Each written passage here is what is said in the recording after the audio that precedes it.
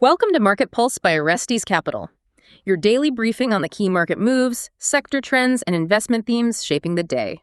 Today is Monday, August 3, 2026. We're Elena and Marcus. Happy Monday to all. This episode is brought to you by Bank Atlas, where the risk of every bank is quantified via proprietary grades and analysis. Learn more at bankatlas.com. If we look at today's data deck, there are really four critical themes playing out for you to track. Right. It is a pretty massive chain reaction, honestly. Yeah. I mean, at first we have this massive geopolitical de-escalation that just drove an 8% collapse in crude oil, which, gives us some immediate inflation relief. Correct. And second, we are seeing a historic treasury market rally. Cool. But the real story is this hidden mechanics detail regarding how Japan's FX intervention completely bypassed the open bond market. Exactly. And third, there is this concentrated megacap tech surge, but it is being masked by one of the most extreme institutional degrossing events we have tracked in 5 years. Which is a huge paradox for everyday investors. And lastly, we have some severe under-the-radar distress signals. Most notably, a highly idiosyncratic 5% collapse in the South Korean Kospi index. Right. So we really need to begin with the bond market today, because today's global rates narrative basically dictated the flow of capital across all other asset classes. It did. I mean, the 10-year Treasury yield dropped 5.7 basis points today, settling right at 4.680%. But the rally was not exactly uniform, was it? No, not at all. The belly of the curve led the way.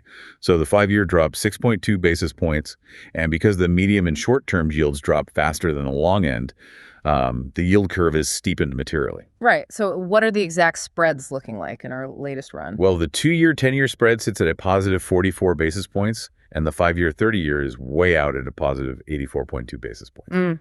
And we had some major macro data feeding into that soft landing thesis today. The U.S. ISM manufacturing printed at 55.6.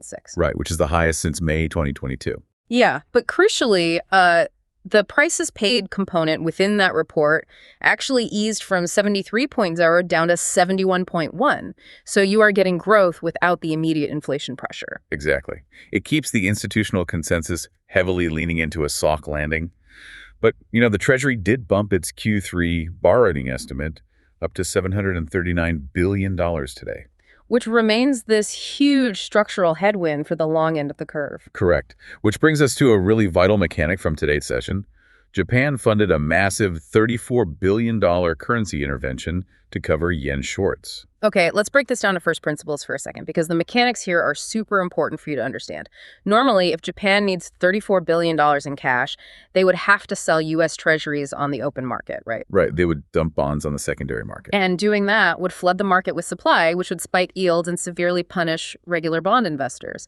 So how did they fund this without wrecking the open bond market today? Well, Treasury Secretary Bessent confirmed that Japan used the Fed's FEMA repo facility instead. Ah, understood. Yeah, so rather than selling the bonds, they temporarily exchanged their treasuries for U.S. dollars directly with the Federal Reserve. So it is basically like a high-end pawn shop. Okay, so like that. Japan handed over their bonds as collateral, took the overnight cash they needed for the FX intervention, and totally averted a treasury supply shock. Indeed. Without the FEMA facility absorbing that liquidity need, the open market would have choked on that supply. Moving to today's data, we pivot from those falling yields directly into the beneficiary of cheaper borrowing costs, which is equities, and specifically megacap tech. Right. I mean, the S&P 500 closed exactly on the 7,600 magnet level, up 1.48%, and the NASDAQ 100 surged 1.78%.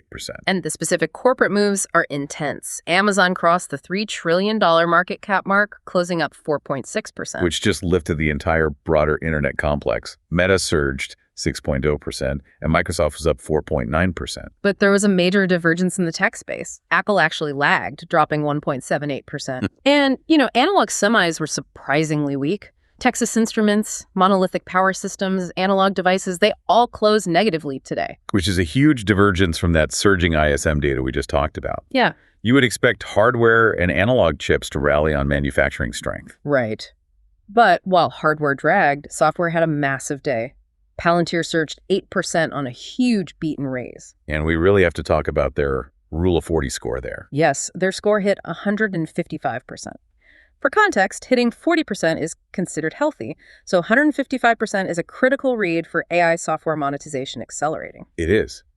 But our proprietary updates are showing this massive paradox. beneath all this price action? Yeah, the liquidity versus activity paradox. Let's dig into that. Well, we saw $30.8 billion in equity ETF inflows today, and a very robust $9 billion net buy imbalance from retail investors. So everyday investors are aggressively buying the rally. Correct. But at the exact same time, prime brokerage clients are executing extreme degrossing. We are talking about a negative 3.6 standard deviation event on a one-year basis. Wait, really? That matches the COVID-19 shock levels of institutional deleveraging. Exactly. So institutions are heavily dumping winning longs and covering shorts to pull their total market exposure down. So if overall market volumes are up 16% week over week and retail is enthusiastically buying, why are institutional bid-ask spreads for S&P 500 constituents 52 times wider outside core hours? Because the smart money is stepping away. When institutions degross at this scale, the liquidity providers pull back. The order book gets dangerously thin, which makes the execution environment incredibly fragile, even if retail volume looks high. On that point, we have to trace this equity rally back to the actual catalyst, the sudden repricing of geopolitical risk in the energy sector. Right, which sparked the rates rally in the first place. WTI crude oil just collapsed 7.9% to $79.91 per barrel, and Brent fell 7.3%. This followed confirmation that the U.S. called off a planned strike on Iran and that negotiations around the Strait of Hormuz are, actively ongoing. And our daily desk data shows CTAs, these large trend-following funds, they aggressively sold Brent oil on the pullback.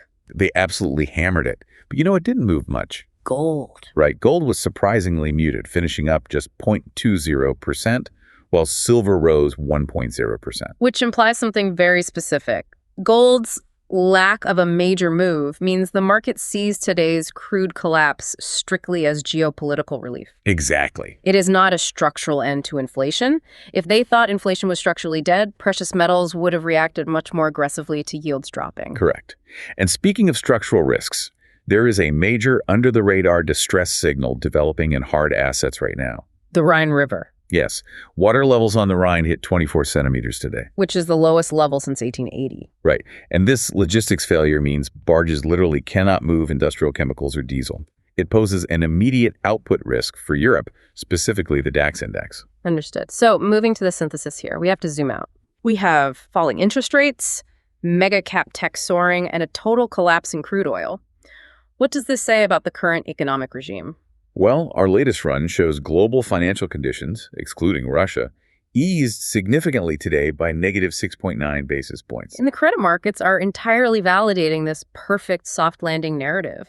They are. CDX investment grade 5-year spreads are tight at 51.3 basis points. Yeah. And the high yield 5 years sits at 304.6 basis points. Even with oil collapsing 8%, high yield energy isn't showing any distress at all. None. But the market is remarkably narrow. The cap-weighted S&P 500 beat the equal-weight version by 50 basis points today. And the warning signs are definitely flashing. Despite the massive geopolitical relief and the huge rally, the VIX only dropped a marginal 0.13 to 15.86. Right. The options market is flatly refusing to sell volatility aggressively. They do not trust the geopolitical calm. And then there's the Kospi. Yeah, a massive 5.12% drop in the South Korean index today. Which is a huge idiosyncratic red flag for the Asian semiconductor supply chain, despite Palantir's software surge. Indeed. So, synthesizing this environment for you, the market is basically driving a sports car at 150 miles an hour right now. The S&P is perfectly pinned at 7,600, fueled by tech momentum and cheap oil. Right, it feels smooth. But the dashboard warning lights are all blinking simultaneously. The VIX is refusing to break. Prime brokerage accounts are degrossing at COVID-era extremes, and the Kospi is flashing red. Which leaves us with a real puzzle. The market is pressing in this perfect soft landing, but CTA baseline forecasts carry massive, latent systemic selling risk if the tape turns down. Exactly. So the question for you to mull over is this. If liquidity is actually this fragile, are we just one failed AI-capex monetization quarter away from a structural market unwind? It is the defining risk right now. A quick 30-second recap to close. Geopolitical relief crashed oil. The Fed's FEMA repo saved the bond market from a Japanese supply shock. And megacap tech dragged the market to 7,600 despite institutional degrossing beneath the surface. Thank you for listening to Market Pulse by Orestes Capital. We're Elena and Marcus. We'll be back tomorrow with the latest market color.